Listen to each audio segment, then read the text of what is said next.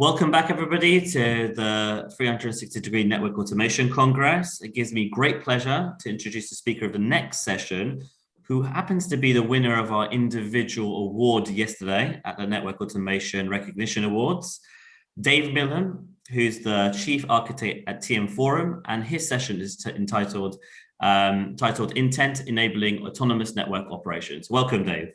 Thanks very much, Millen, for that thing. Many thanks to everybody for giving me the opportunity to speak here today.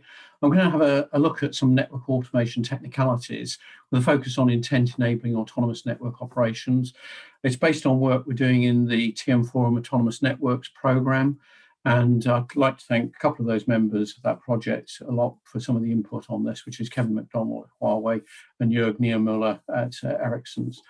You'll see on the right-hand side of the screen what we're going to be talking about today. I get this, click the mouse correctly. We're going to be talking about an autonomous network framework that we've been developing, which covers not only network resources, but covers things like service operations and business operations. And we'll be explaining some of the thinking behind this network automation framework that we're developing in the TM Forum. Okay, moving on to why is network automation needed and how does it need to evolve? The big challenge that CSPs have got is they're encountering the perfect business storm. Network margins are declining, but at the same time, demand for network capacity is growing.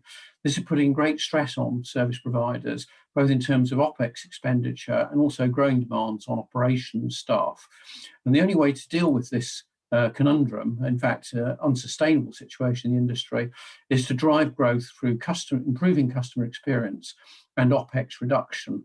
And the secret behind both customer experience improvements and OpEx reductions are automation of both networks and OSS and BSS.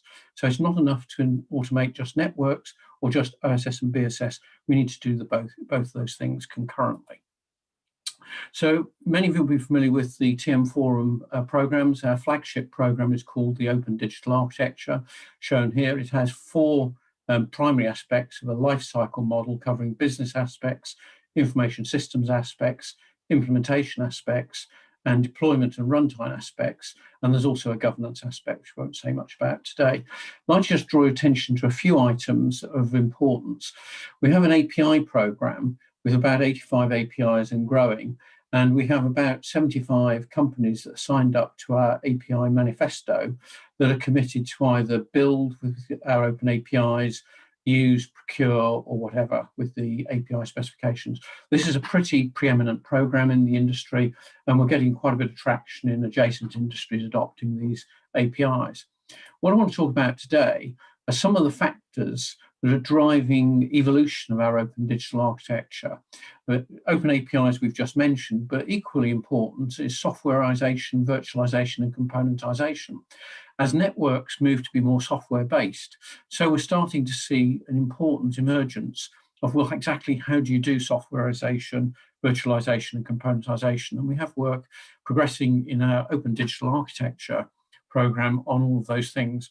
We have an open digital architecture component proposals. We have an open digital lab with some practical implementations based on Kubernetes in those labs to verify some of the concepts. Today, we're going to be talking mostly about autonomous networks as a vision for the evolution of network automation. But I also wanted to point out the importance of network as a service.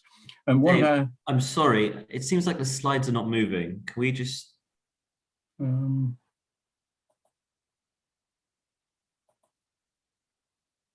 Hello, is that, have you got a picture now? They don't seem to be...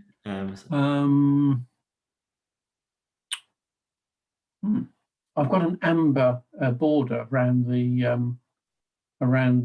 image. I'm wondering if it's displaying correctly. Your screen sharing is paused. I think you might have paused my screen, maybe.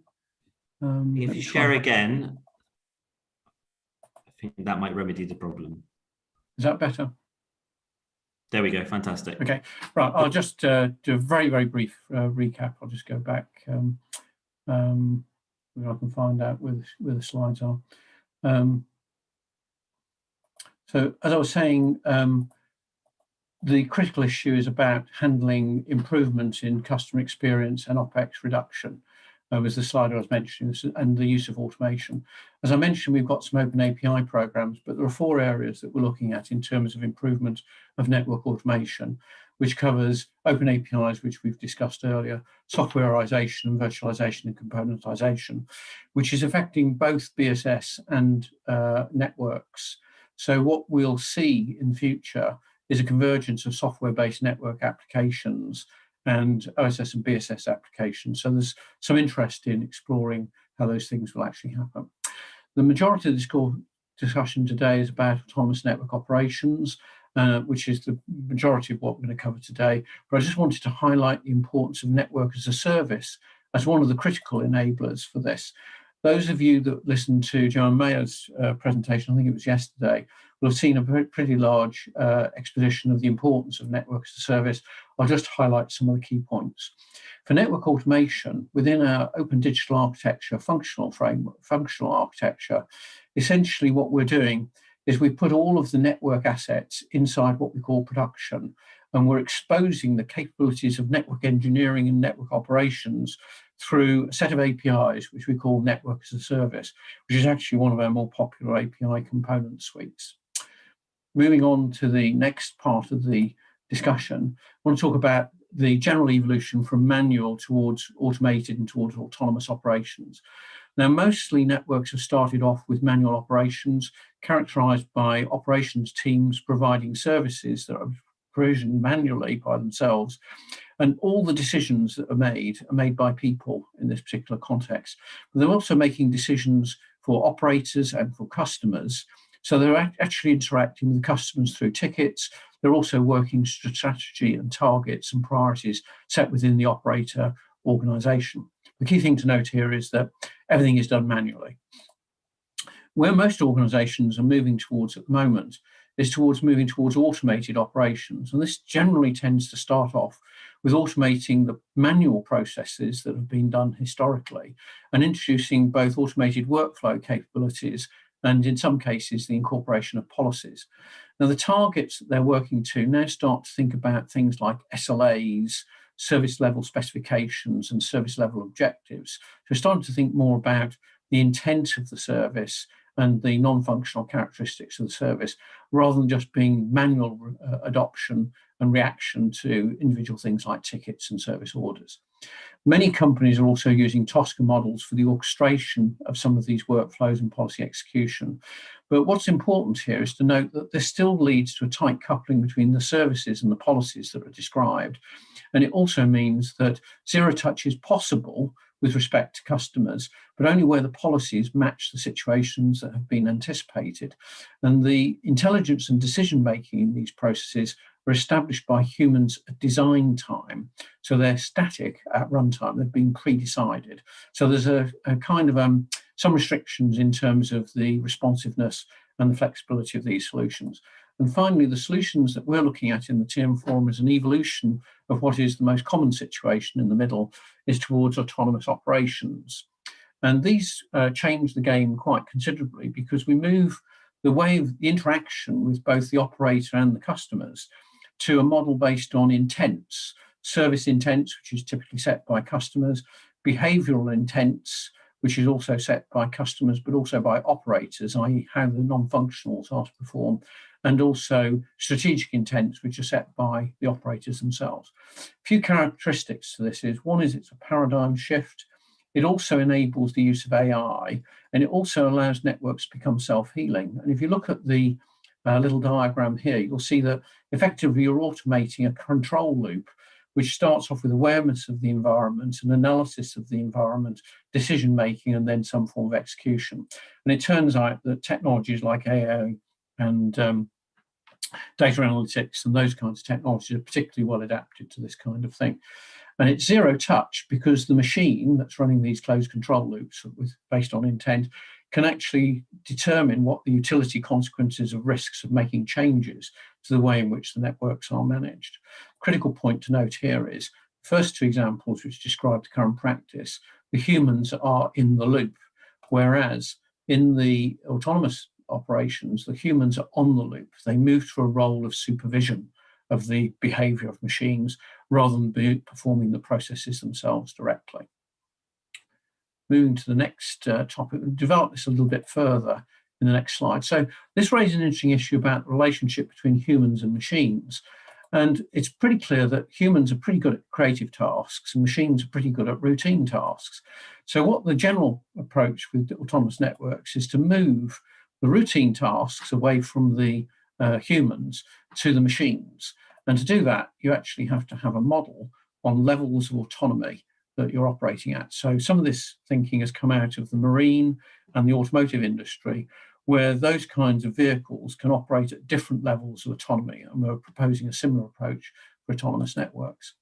This slide shows a kind of a slide from level 0, which is actually no automation, to level 5, which is full automation. And what you'll see is a number of characteristics about the implementations, which we're working up with a number of our members, particularly China and Mobile, for getting these to be kind of checklists that we can use. But what you'll see is progressively the movement of some of these functions or capabilities from personnel towards systems, as indicated here. And what's interesting is the boundary between that which is done by the personnel and that which is done by the systems changes, and the systems become more predominant in the operations, and the humans become more supervisory in their roles. A particularly important aspect to note here is that systems may operate at different autonomy levels at different points in time. So we have operators that have advised us that when they're introducing new extensions to networks, they'll probably want to dial back the level of autonomous behavior on the existing networks in order that they can determine that the new network assets are behaving stably and that the quality of experience of the customer is not compromised. And then once they're comfortable the thing is actually working correctly, then they'll dial up the autonomy level. So the framework we've got is characterized by 3 levels or 3 domains, which are really around resources, services, and business operations. These correspond to our open digital architecture, production, core commerce, and party management. And the thing that glues them together is intent, and we'll come on to that on the next slide. But just a couple of points about the key benefits of this. One is we need to have autonomous domains. We need to be able to define what the scope of autonomy is. And we have an autonomous domain-based model for doing that. In order to make this intent-based operations work, we need to expose from those autonomous domains network services as services, which is common in the software industry, but less common in the operational practice in service providers today, which tends to be based on process functions rather than services. And all of these need to be implemented using open APIs. In the model, we've identified a need for automated closed control loops, both within domains, autonomous domains, and between them. The most important one between domains is in fact the one that is driving the customer experience. So the customer is providing feedback on the experience and getting results back from the network. This is probably one of the most critical parts of the whole implementation. Now, this may look a little bit complex, but actually this leads to a simplification of the management of networks and also OSS and BSS in the same way. It also allows for self-optimizing networks and self-healing networks, but it requires us to develop intent-based API operations. So what we've discovered is that we can model OSS and BSS and networks using only really 4 or 5 concepts. One is the idea of platforms, which are these resource, service, and business capabilities, the domains, autonomous domains that they cover, the intent that's expressed between them, and also the closed control, the loops, which can be within a domain or between domains. And intent turns out to be the glue. I'm just going to proceed with some additional information on how that kind of works. Now, what's most important are the intent management functions within a domain, also sometimes called intent handlers. So here you can see an autonomous domain, which is collecting knowledge about the intent that it's being provided by its supervisor, reporting back to its supervisor, taking input from the assets under its control, which might be other autonomous domains, making decisions, activating those decisions. And the important point here is that because we'll be operating in a hybrid network context, some of those actions and some of those inputs will be using traditional APIs, which are based on declarative APIs, detail-based APIs, and some of them will migrate towards being intent-based APIs. I'll say more about that later.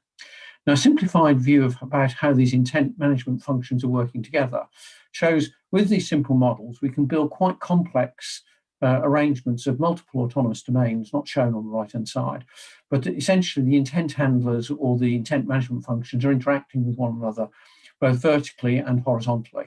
The most important thing to note is that intent is not only between machines, but also with operations portals. So intent can be expressed by operations staff in terms of describing what they require from the systems, and also both enterprise customers and retail customers can, through portals, also declare the kind of intent that they need.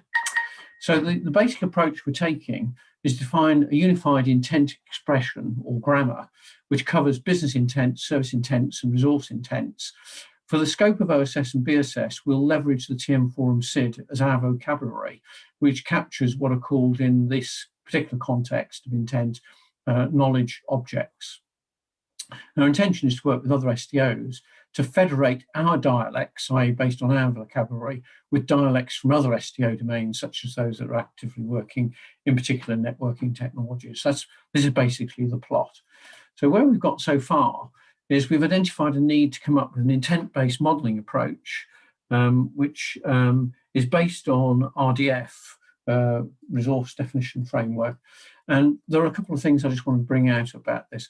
One is the framework of intent has to be localized with respect to different sources of namespaces. So what you'll see here is a namespace associated with the TM Forum, but you'll see other SDOs, and you'll also see an operator who's got their own namespace. I'll just show a couple of examples, and in the interest of time, I'll skip over all of these. But as an example here, you can see how an intent can be expressed, which is using both an intent that's coming out of a domain, an operator domain, but is leveraging an intent verb, which is coming from the TM Forum. And I think I'll skip over this just in the interest of time. The critical thing is that this allows us to produce an intent modeling approach, which can be extended both by different SDOs, by vendors, and indeed by operators themselves into a more general, into a model. So that's the basic objective. So the summary of this is that intent is the right direction for service providers in moving the network automation on the next notch. This is the next step beyond automating manual processes. What you need is an intent-driven approach. What we've developed is an intent management framework with intent management functions, which I just illustrated earlier. We're working on a grammar, which is based on RDF, which allows us to express intents, but those intents can be localized by use of an ontology and a knowledge object approach, which is based on the information objects that come in the case of OSS and BSS from the TM Forum, but we'd expect to do that in the network space with other network specialists. We will develop later in the year an intent-based API, which will be an evolution of our API program. And we will do that in such a way that we can operate hybrid implementations of both intent and non-intent-based solutions, which is the practical situation, and that there's a smooth evolution from one to the other. And in summary, the kind of roadmap that this is outlining is as follows. Both networks and operators in the OSS and BSS have started off with really a box spaghetti approach. In the OSS area, it's being COTS, products integrated together. In the case of network appliances, it's being boxes that are wired together. The next stage is to move to a service-based integration approach, which I'd say that OSS and BSS solutions are further ahead with.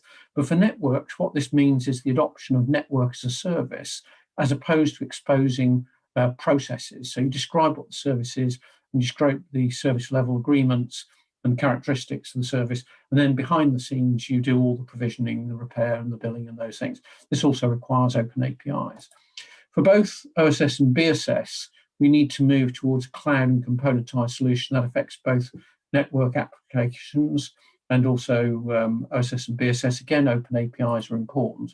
And finally, we'll move towards intent-based APIs, which allows for the networks to be intelligent, self-X, and zero-X type operations. And the assets that we've got are, we will evolve our open APIs to go from where we are today through to where we need to be for autonomous network operations. We're incorporating the requirements from the autonomous networks framework into this, and we're adding those into our open digital architecture so that those are invested in essentially automation based on workflow processes. Will have an evolution path towards autonomous networks, which will deliver massive reduction in OPEX costs, particularly around personnel, and a change of role from being in the loop to being on the loop. And with that, I'll conclude. Thank you. Thank you, Dave. I think we've got one question here, just posed to you, from Beth Cohen from Verizon. She asked, automated and manual processes only get you so far. What are the best approaches to be smarter about automation? Okay, so thanks, Beth, for that question. I followed some of your presentation with great interest, by the way. This is where the autonomous networks drive is coming from. What we're seeing is that automating existing processes and a process-centric approach is not as good as a service-based integration approach, which is becoming more prevalent in OSS and BSS. What we believe will happen is it will enable innovation to accelerate. And if I just go back a slide, if I might just go back a little bit. Go back just a little bit. This slide, what we expect will happen is, rather than traditionally where, say, the interfaces to resources like network resources are based on developing very complex business models and data models and those sorts of things, which are very complex to describe, take time to describe, difficult to implement, and reduce the agility of service providers. We're expecting it to be possible to come up with simpler interfaces where the smarts behind how to interpret the intent is actually provided by the vendor. So this actually creates an opportunity for the vendor to add more value, and also for the integration costs and the integration effort to go down from the service provider.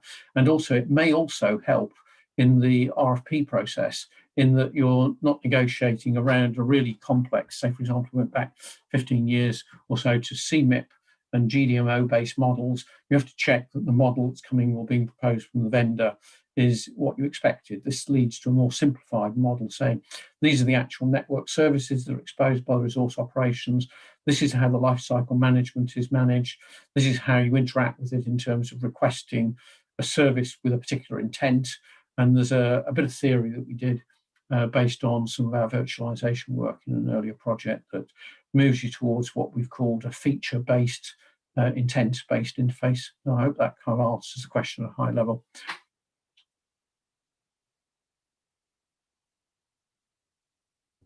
Great, thank you very much, Dave. If anybody's got any more questions, please do put them in the chat box, and we can redirect those towards Dave, or Dave can log in and have a look. Yeah, and my email address is on the TM Forum website. If you've got any specific follow-up questions, even suggestions on how to do this stuff better in the future, we'd be more than happy to hear from you. And we're always keen to get feedback from service providers. Okay, thank you. Fantastic. Thank you very much, Dave. Yeah, I think we just hit the time. Sorry about the slight glitch for the slides at the start, but